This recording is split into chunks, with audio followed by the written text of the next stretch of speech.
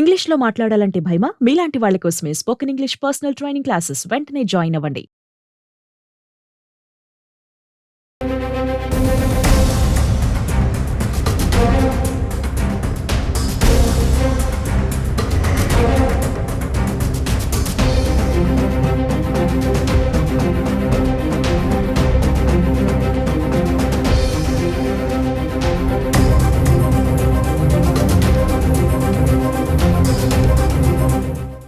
నమస్తే, welcome back to Suman TV. ప్రస్తుతం మనతో పాటు ఉన్నారు పబ్లిక్ స్పీకర్ రజనీ రామ గారు. నమస్తే మ్యామ్. నమస్తే నవీన. మేడం, ఇప్పుడు వర్షాకాలం, మనం ఒక అవేర్నెస్ వీడియో లాగా తీసుకుందాం దీన్ని. నేను ఒక సంఘటన చూసాను నిన్న, ఒక సీసీ కెమెరా చూస్తే పిల్లలు మన కాంపౌండ్ వాల్ ఉంటుంది కదా, ఆడుకుంటూ ఉంటారు. ఈ మధ్య కాలంలో చూడండి, చాలా మంది ట్రాన్స్ఫార్మర్స్ కాంపౌండ్ వాల్ పక్కనే ఉంటున్నాయి. అంటే మరి అది ఎందుకు పెట్టుకుంటున్నారో మనకైతే తెలియదు, కానీ పిల్లలు ఆడుకుంటూ లైక్ షటిల్ బ్యాట్ ఆడుతూ ఆ అబ్బాయి కాక్ ఏదో అందులో పడిపోతే తీయడానికి వెళ్ళి షార్ట్ సర్క్యూట్ చనిపోవడం జరిగింది. 14 సంవత్సరాలు. ఆ సీసీ కెమెరాలో మన వీడియోలో చూడొచ్చు. అంటే ఒకసారి జాగ్రత్తలు కానీ, అంటే పేరెంట్స్ కూడా ఏంటంటే ఇంట్లో ఏదో పనులు చేసుకుంటూ పిల్లలు ఆడుకుంటున్నారు కదా అని వదిలేస్తూ ఉంటారు. చిన్న పిల్లలు కాదు, 14 సంవత్సరాలు అంటే 10th క్లాస్ 9th క్లాస్ చదువుతుంటాడు ఆ అబ్బాయి. అంటే తెలియదు వాళ్ళకి, అక్కడ షాక్ కొడుతూ తెలిసినా కూడా ఏంటంటే ఆ తీసేద్దాం జాగ్రత్తగానే పుల్ల పెట్టు అది పెట్టు ఇట్లా చేస్తూ ఉంటారు. ఆ బ్యాట్ కూడా ఐరన్ బ్యాట్ అవ్వడము ఇమీడియట్లీ షాక్ కొట్టేసింది. అంటే ఒక్కసారి అవేర్నెస్ గా చెప్తాను. ఇది ట్రాన్స్ఫార్మర్ ఇన్సైడే పెట్టుకోవాలనేది ఒక రూల్. ఏ బిల్డింగ్, ఇప్పుడు అన్ని అపార్ట్మెంట్ కల్చర్ వచ్చేసింది కాబట్టి ఏ బిల్డింగ్కి సంబంధించిన ట్రాన్స్ఫార్మర్స్ వాళ్ళు ఇన్సైడే పెట్టుకోవాలి. దాన్ని ఏం చేస్తున్నారంటే ఒక కార్నర్లో పెట్టి దానికి చిన్నగా గోడ కూడా కడుతున్నారు, ప్రికాషనరీ. కానీ ఏమవుతుందంటే ఈ పిల్ల మొక్క ఏ అపార్ట్మెంట్లోనే చూడండి షటిల్ మాల్ పెడుతున్నారు. ఉండేదే ప్లేస్ తక్కువ, లోపల నుంచి బయటికి వెహికల్స్ వెళ్ళడానికి కూడా ఇబ్బందికరంగా ఉంటుంది. ఆడుతూ ఉంటారు. కొన్ని అపార్ట్మెంట్స్లో కొంత ప్లేస్ వాళ్ళకి కేటాయించి ఒక షటిల్ కోర్ట్ లాంటివి కడుతున్నారు. కట్టినా కూడా ఈ ఆడేటప్పుడు బాల్ కానీ షటిల్ కాక్ కానీ అవతలకి వెళ్ళి పడడము, వీళ్ళు దానికోసం విశ్వ ప్రయత్నాలు చేయడం, అది చాలా డేంజర్. కొంతమంది ఏం చేస్తున్నారంటే గాజు పెంకులు పెట్టడము కాంపౌండ్ వాల్స్ మీద, కరెంటు తీగలు పెట్టించుకోవడం దొంగల భయానికి చేస్తున్నారు. కానీ పాపం ఈ పిల్లలకి ఏం తెలియదు కదా, పాపం ఏదైనా పడింది అనుకోండి, అది తీసే వరకు ప్రయత్నిస్తారు ఆట ఆపేసి. తెలుసు వాళ్ళకి షాక్ కొడుతుందని, కాకపోతే జాగ్రత్తగా తీసేద్దాం అనుకుంటారు. కొంతమంది పిల్లలకి తెలియదు కూడా, తెలియకుండా కూడా జరుగుతుంది. సో వీళ్ళు అలాంటి పనులు చేస్తుంటారు. తీగల మీద పడితే అది లాగడం, కైట్ సంక్రాంతి పండగకి పతంగులు ఎగరేసేటప్పుడు కూడా ఈ పనే చేస్తూ ఉంటారు, విశ్వ ప్రయత్నం చేస్తారు. అది గట్టిగా అయితే చిరిగిపోతుంది, ఇంకొంచెం గట్టిగా అయితే మాంజా మన చేయి తెగుతుంది అనేది ఉండదు వాళ్ళకి.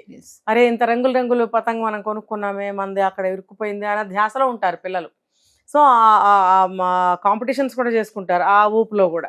సో ఈ ఆటల్లో పాటల్లో వీళ్ళు ఎన్ని ప్రమాదాలు జరుగుతాయి. ఇప్పుడు వర్షాకాలం, ఎక్కడంటే అక్కడ నీళ్లు స్టాగ్నేట్ అవటము, లేదా పారుతూ నాలాల్లోకి వెళ్ళడము, చిన్న పిల్లలు నాలాల్లో పడిపోయి ప్రాణాలు కోల్పోయిన వాళ్ళు ఎంతో మంది ఉన్నారు. ఇంకా చెప్పుకోవాలంటే ఇలా ఎన్నో గోడలు దూకుతూ ఉంటారు గబుక్కని, పడితే అపార్ట్మెంట్స్లో నుంచి గబుక్కుని పడతారు, ఆ ఎడ్జ్కెళ్ళి ఆడుతూ ఉంటారు.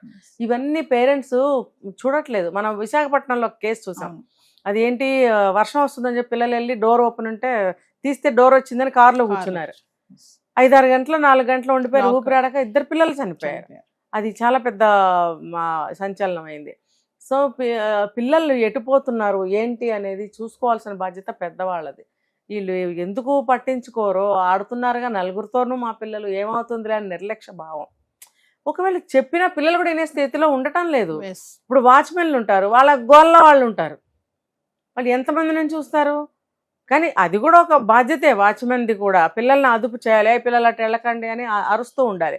అలా అరిస్తే కూడా మళ్ళీ వాచ్మెన్ల మీద కంప్లైంట్స్, మా పిల్లల్ని ఎలా అన్నావంటారు, అందుకే వాళ్ళు కూడా చూస్తూ వదిలేస్తారు. ఇవన్నీ ఏంటంటే ప్రమాదానికి దారి. కాబట్టి తల్లిదండ్రుల ద్వారా మీరు చూసుకోండి మీ పిల్లల్ని. ఇప్పుడు వర్షాకాలం ముఖ్యంగా, ఇప్పుడు ఆటలు ఆడకపోతే ఏమైంది, ఇంట్లోనే ఏదైనా యాక్టివిటీస్ చేసుకోవచ్చు కదా, వర్షాలు లేనప్పుడు ఆడుకోవచ్చు. ముఖ్యంగా తీగలు తడిసి కరెంట్ పాస్ సర్క్యూట్ అవుతూ ఉంటుంది దాంట్లో నుంచి. అది చాలా, అంటే అప్పుడప్పుడు చూడండి స్పార్క్స్ వస్తూ ఉంటాయి, మామూలు రోజుల్లో కూడా వస్తూ ఉంటాయి. ఊరికే ట్రాన్స్ఫార్మర్స్ ఈ వోల్టేజ్ ఎక్కువైపోయి లోడ్ ఎక్కువైపోయి పేలిపోతున్నాయి ఈ మధ్య. మరి ఇన్నేసి జరుగుతున్నప్పుడు ఎంత జాగ్రత్తగా ఉండాలి. ఇప్పుడు మన కరెంటుని మనమే పెట్టుకోవాలనే రూల్ వచ్చింది కాబట్టి మన ఇంటి లోపల కాంపౌండ్ లోపల పెట్టుకోవాల్సి వస్తుంది. అలాంటప్పుడు ఎన్ని జాగ్రత్తలు తీసుకోవాలి, ప్రికాషన్స్ తీసుకోవాలి. పిల్లలకి దాని గురించి చెప్పాలి, ఇలాంటి వీడియోస్ ఉంటే చూపించాలి. చూపిస్తే పిల్లలు వెళ్ళరు. చాలా జాగ్రత్తగా ఉంటారు. తెలియని పిల్లలకు కూడా చెప్తూ ఉంటారు. Yes. అరే అటు వెళ్తే కాలిపోతామంట, ఇదవుతుందంట అంటే భయం వేస్తుంది. పిల్లలకు దూరంగా ఉంటారు. ఎక్కడ అవేర్నెస్ ఎక్కడ వాళ్ళకి తెలియజేయటం లేదుగా. అంత ఏ- టైం ఎక్కడుంది మేడం? నవీన గారి టైము దేనికి ఉండదు. అసలు టైం లేదు మాకు, మా ఆఫీసు, మేము మా అవును. పిల్లలతో మాట్లాడే టైమే లేదని కొంతమంది పేరెంట్స్ చెప్తున్నారు. ఇంక ఇలాంటి మంచి విషయాలు ఎక్కడ చెప్తారు వాళ్ళకి? అంటే ఇది మంచి అని మనం ఒక ట్యాగ్ తగిలిచ్చామంటే అసలు గిట్టదు. ఏం చేయాలంటే ఇప్పుడు ఎంజాయ్మెంట్స్కి అనేకమైన దారులు వెతుక్కుంటాం కదా. సినిమా అని, షికార్ అని, షాపింగ్ అని, అటని ఇటని ఎన్నో ఎన్నో ఎన్నో చేస్తూ ఉంటాము. ఆ జర్నీస్ చేస్తుంటాము. ఆ జర్నీలో అయినా సరే మనం ముందుగానే ప్రిపేర్ అవ్వాలి. కారులో కానీ, బస్సులో కానీ, ట్రైన్లో కానీ పిల్లలు అల్లరి చేయకుండా మనం ఏమైనా చెప్పచ్చా ఎస్. అనుకున్నప్పుడు అవసరమైనవి లైఫ్కి యూజ్ అయ్యేవి నేర్పాలి. వాళ్ళకి నేర్పించాలి, చెప్తూ ఉండాలి. ఆబ్వియస్లీ ఆ ట్రైన్లో కానీ అక్కడ అల్లరి చేయకుండా కూర్చుంటారు, బుద్ధిగా వింటారు. నలుగురు చూస్తున్నారేమని అనుకుంటారని. అలాంటప్పుడు కూర్చోబెట్టి మంచిగా ఇవి నేర్పచ్చు కదా. Yes. పక్కన వాళ్ళు కూడా, వాళ్ళకు కూడా తెలివితేటలు అబ్బుతాయి ఇలాంటివి చూస్తే. అల్లరి చేయకుండా కూర్చోబెట్టడము, చక్కగా తిని ఇలాంటి మాటలు చెప్పుకోవడం లాంటివి చేయాలి. ఇంకా మనకు ఏదన్నా ఫర్దర్గా పిల్లలకి నాలెడ్జ్ ఇవ్వాలనుకుంటే కూడా ఒక కథల రూపంలో అన్నీ చెప్పచ్చు. మన పురాణాలు చెప్పచ్చు, మన దేవుళ్ళ గురించి చెప్పచ్చు, ఒక జనరల్ నాలెడ్జ్, ఫలానా దాని గురించి, దీని గురించి ఎన్ని లేవు. Yes. పిల్లలకి ఆ నాలెడ్జ్ని ఇవ్వాలి, ఎన్నో నేర్పించాలి. లేకపోతే ఇది గల ప్రమాదాలు. ఆ వీడియో చూస్తే మేడం గోడ పక్కనే ఉంది. ఇంకా అసలు ఆ అబ్బాయి ఆ అవును, కాక్ అవును. తీయడం కోసము అవుట్ సైడ్ ఉంది కదా, out side outside. Iron bat పెట్టి కాక్ Hmm. తీయబోయాడు ఆ అబ్బాయి. ఐరన్ బ్యాట్ మళ్ళీ ఇది. Yes. అంటే మీరు అన్నట్టుగానే పేరెంట్స్ కూడా ఏంటంటే వాళ్ళ పనుల్లో వాళ్ళు బిజీగా ఉండకుండా అవగాహన ఇచ్చే కొన్ని విషయాలు ఉంటాయి. ఇలాంటివన్నీ పిల్లలకు చెప్తూ ఉండాలి పేరెంట్స్ కూడా. ఎంతసేపు వాళ్ళ హడావుడి అవును, వాళ్ళతోటే అవును. ఉండకుండా. చూసారా మరి, ఫిజికల్ యాక్టివిటీస్ ఉండాలి అని పాపం వదిలిపెట్టారు. అక్కడ కూడా ప్రమాదం కొంచెం. మరి ఎక్కడ సేఫ్టీ ఉంది మనుషులకి? కాబట్టి ఇంకా ఎంత జాగ్రత్తగా ఉండాలో దీన్ని బట్టి తెలుసుకోవాలి. Thank you madam.